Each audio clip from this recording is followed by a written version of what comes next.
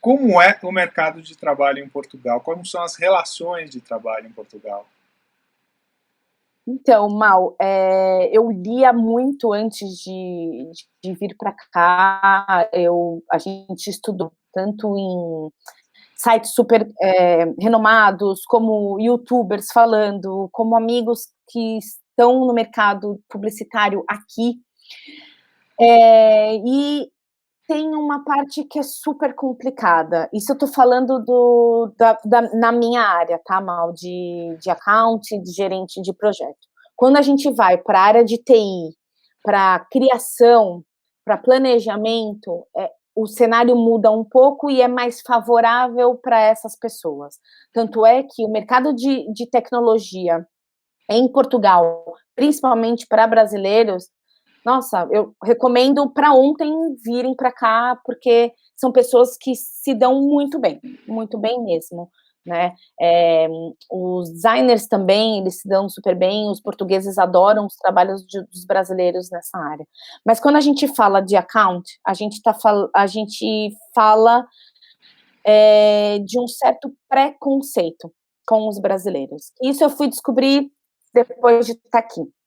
Então, a maioria das pessoas, dos diretores de atendimento, gerentes, enfim, eles têm um preconceito de colocar os brasileiros na linha de frente por conta dos clientes portugueses. Os portugueses, eles são mais fechados do que nós, brasileiros, e ok, é normal, é da cultura deles. Eh, Muitos deles implica com o nosso brasileiro, né, que é a forma que eles falam aqui, que a gente fala brasileiro. Tem muitos que não. Isso eu estou falando de um pessoal mais velho, tá? Que normalmente são os diretores das empresas, tal. Eles têm uma implicância boba, forma de falar, e com o nosso jeito.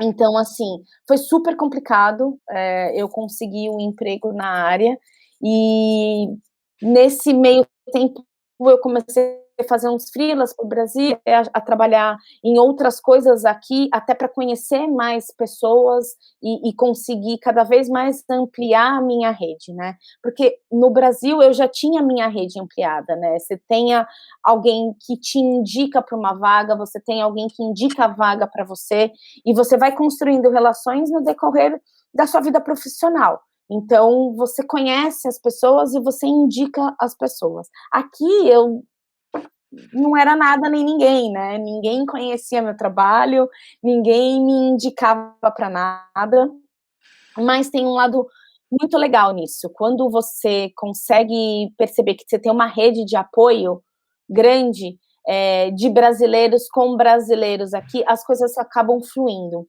Então tem um grupo que eu acabei entrando, que chama Elas na Gringa, que ela é um grupo no Facebook focado para mulheres que moram fora do Brasil, e tem um grupo específico em Lisboa.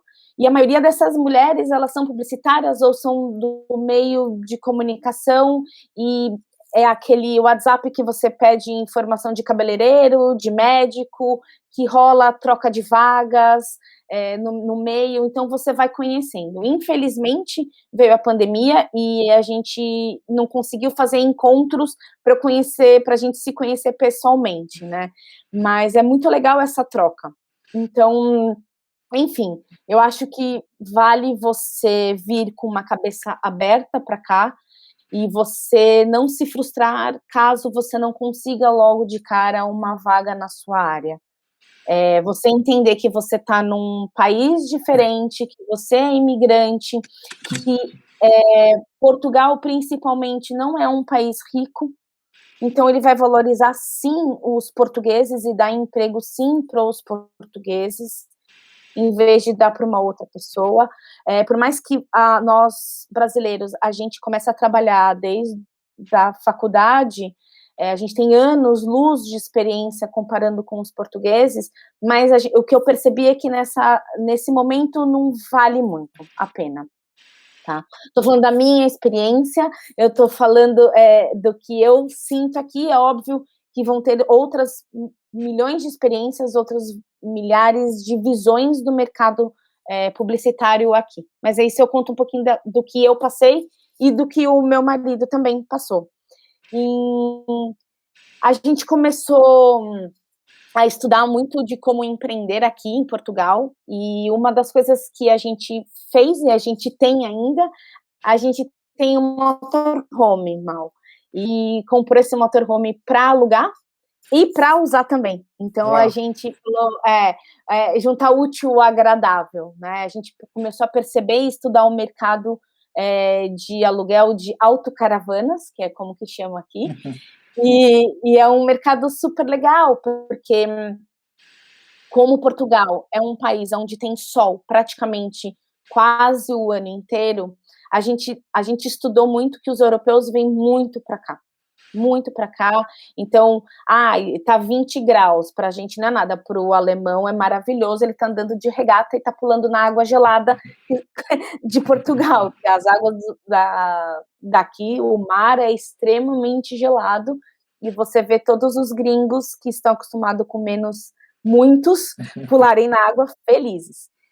E aí a gente viu uma brecha para entrar nesse mercado, e a gente achou super legal, porque você está trabalhando com turismo, isso antes da pandemia, tá? Em 2019.